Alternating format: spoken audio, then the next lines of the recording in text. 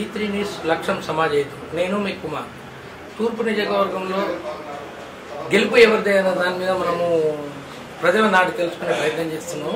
November 30 తారీఖు నాడు ఎలక్షన్లు జరుగుతున్నాయి. అందులో బరిలో ఎంతోమంది పోటీకి వస్తున్నారు. అందులో ఇక్కడ ప్రజెంట్ కాచుక ఏరియాలో ఉన్నాము.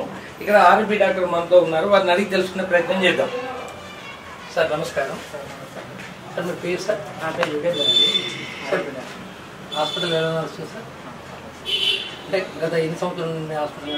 నేను 15 years నుంచి ప్రాక్టీస్ చేస్తున్నాను.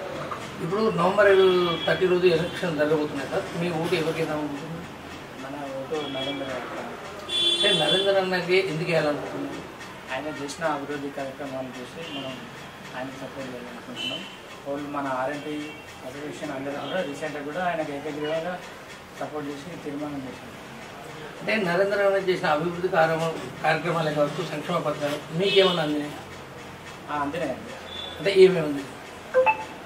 రీసెంట్గా డబుల్ బెడ్రూమ్ రేషన్ కార్డు కానీ పెన్షన్ కానీ ఇలాంటి కార్యక్రమాలు. Thank you sir. అమ్మా ఏం పేరు మీ పేరు? అమ్మా ఈ ఇల్లు ఎట్లా గడుస్తుంది? కేసీఆర్ సార్ ఎంత ఇస్తున్నాడు? అంటే రానున్న రోజుల్లో కాంగ్రెస్ మరి 5,000 ఇస్తాడు, మరి అవి వద్దా? ఎందుకు? అయితే రానున్న రోజుల్లో ఎలక్షన్లు జరగబోతున్నాయి కదా, నీ ఓటు ఎవరికి వేద్దాం అనుకుంటున్నావు? కేసీఆర్ సార్కే వేస్తాను. ఇప్పుడు నీకు ఎంతమంది పిల్లలు? మరి నీ కొడుకులు ఉండగా కేసీఆర్ సార్ దాస్తాను అంటాను, మరి కొడుకులు దాస్తలేరా? కొడుకులు అంటే కోడళ్ళు వచ్చింది, కొడుకుల పెళ్లి ఇప్పుడు నువ్వు దాదే కేవలం కేసీఆర్ సారేనా? కేసీఆర్ సార్ నీకు 2,000 ఇస్తున్నాడు కదా, మరి ఇంకా ఎక్కువ ఇస్తాడా తక్కువ ఇస్తాడా? మరి అంతేనా? కేసీఆర్ సార్ ఇస్తేనే బతుకుతున్నా అంటున్నావు, అంతేనా? అవ్వ ఏం పేరు మీ పేరు? సమ్మక్క.